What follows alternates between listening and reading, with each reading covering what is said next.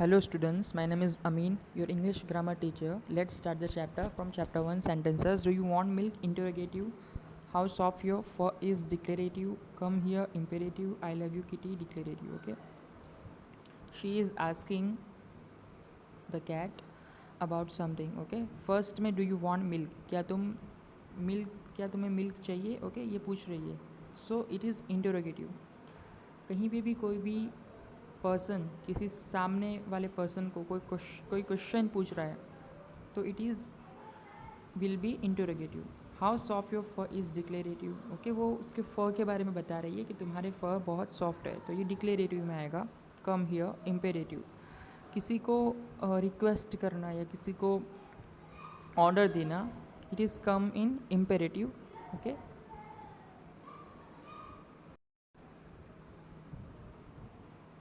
Let's learn sentences. A sentence is a group of words that are put together to form complete sense. एक complete sense, एक पूरा मतलब निकालने के लिए जो बहुत सारे वर्ड्स की ज़रूरत पड़ती है, ग्रुप ऑफ वर्ड्स की रिक्वायरमेंट होती है, उसे हम क्या बोलते हैं? सेंटेंस बोलते हैं. वो क्या बन जाता है? एक सेंटेंस बन जाता है. A couple of group of words.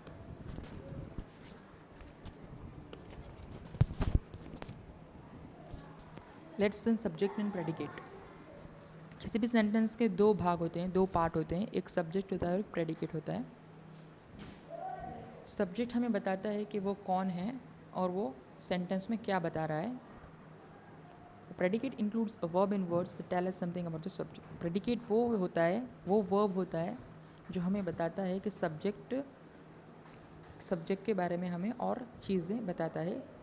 Simple. Every word in a sentence belongs either to the subject और the predicate. For example, Tarun goes to school with Vikram. हर सेंटेंस के अंदर प्रेडिकेट और सेंटेंस पाया जाता है. जैसे एग्जाम्पल है, Tarun goes to school with Vikram. Tarun Vikram के साथ रोज़ स्कूल जाता है. तरुण क्या है? सब्जेक्ट है, और वो विक्रम की जो लाइन है वो प्रेडिकेट है. तो दो भाग होते हैं हर सेंटेंस के, एक सब्जेक्ट होता है और एक प्रेडिकेट होता है. सब्जेक्ट के अंदर हमें मेन पर्सन है उसके बारे में बताते हैं, और प्रेडिकेट उसके बाद जो वाला जो भी बचता है, ओके, जो भी सेंटेंस दूसरे पार्ट का जो होता है उसे हम प्रेडिकेट बोलते हैं. The tree is full of apples.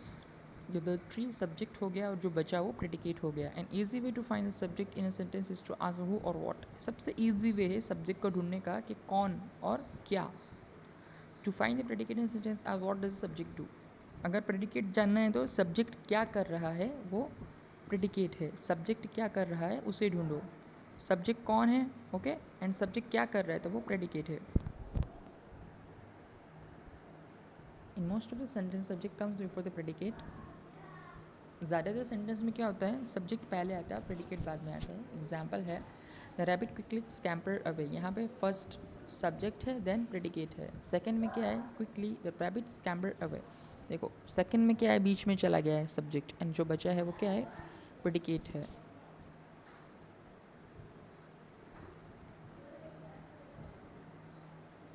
Practice time 1. यहाँ पे हमें सब्जेक्ट को ढूंढना है और यहाँ पे ब्लैंक्स में फिल करना है. क्वेश्चन बी, इसमें भी हमें सब्जेक्ट्स एंड प्रेडिकेट्स को डिवाइड करना है अलग अलग बॉक्सेस में.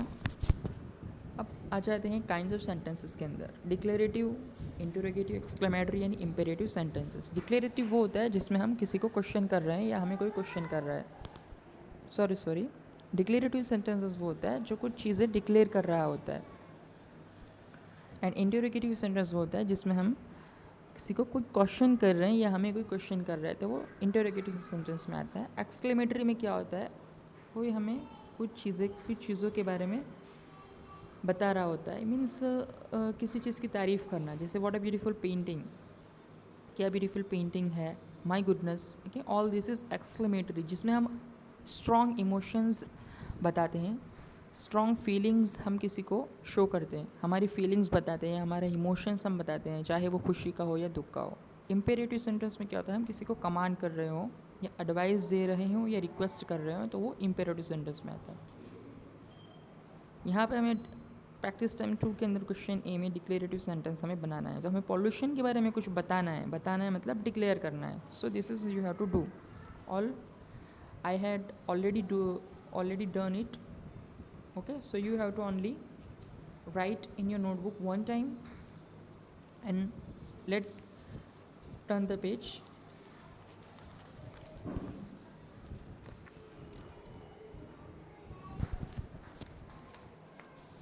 Question B.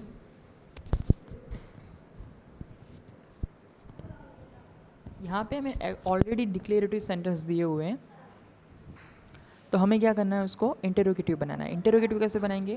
क्वेश्चन करके. और क्वेश्चन करने के लिए हमें क्या करना पड़ेगा? क्वेश्चंस बनाना पड़ेगा. सो हम क्वेश्चन के लिए कौन से वर्ड्स इंक्लूड होते हैं?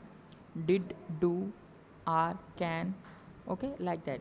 सो all you have to write one time. Question see, pictures को देख के हमें एक्सक्लेमेटरी सेंटेंस को फिल करना है यहाँ पे. Question D, answer the following questions, follow the instruction given in the brackets. Brackets में दिए हुए इंस्ट्रक्शंस के हिसाब से हमें यहाँ पे आंसर्स देना है. जैसे फर्स्ट में है सजेशन देना है, तो how do I complete this homework?